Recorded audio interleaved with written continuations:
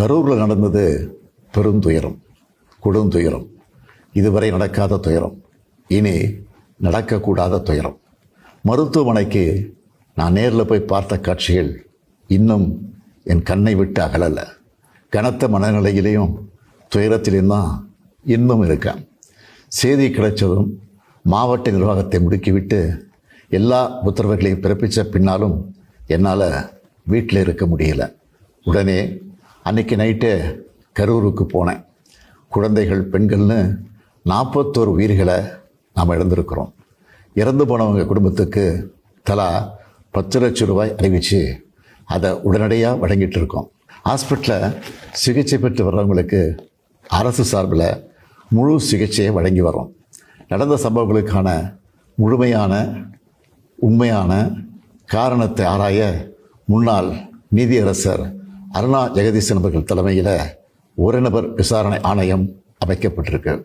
ஆணையத்தோட அறிக்கை அடிப்படையில் அரசோட அடுத்த கட்ட நடவடிக்கையில் இருக்கும்னு உறுதியளிக்கிறேன்.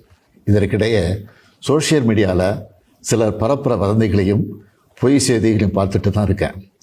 எந்த ஒரு அரசியல் கட்சி தலைவரும் தன்னோட தொண்டர்களும் அப்பாவி பொதுமக்களும் இறக்கிறத எப்பொழுதும் விரும்ப மாட்டாங்க.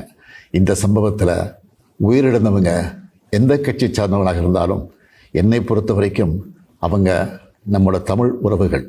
எனவே சோகமும் துயரமும் சூழ்ந்திருக்கக்கூடிய இந்த நிலையில் பொறுப்பற்ற முறையில் விஷமத்தனமான செய்திகளை தவிர்க்கணும்னு கேட்டுக்கிறேன். அரசியல் கட்சிகள், பொது அமைப்புகள் இது போன்ற நிகழ்ச்சிகள் நடத்தும்போது இனி வரும் காலங்களில் எத்தகைய பொறுப்போடு நடந்துக்கணும்ன்ற விதிமுறைகளை வகுக்க வேண்டியது நம்ம எல்லோருடைய கடமை.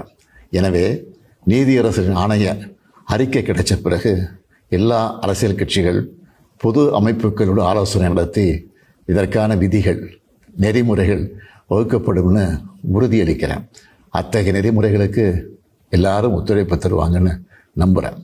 மனித உயிர்களே எல்லாத்துக்கும் மேலானது. மானுடப்பற்றே அனைவருக்கும் வேண்டியது. அரசியல் நிலைப்பாடுகள், கொள்கை முரண்பாடுகள், தனி மனித பகைகள்னு எல்லாத்தையும் விலக்கி வச்சுட்டு எல்லாரும் மக்களுடைய நலனுக்காக சிந்திக்கணும்னு கேட்டுக்கிறேன். தமிழ்நாடு எப்போவுமே நாட்டுக்கு பல வகைகளில் முன்னோடியாகத்தான் இருந்திருக்கு. இது போன்ற நிகழ்வுகள் இனி எந்த காலத்திலையும் நடக்காமல் தடுக்க வேண்டியது நம்ம எல்லோருடைய கடமை. நன்றி, வணக்கம்.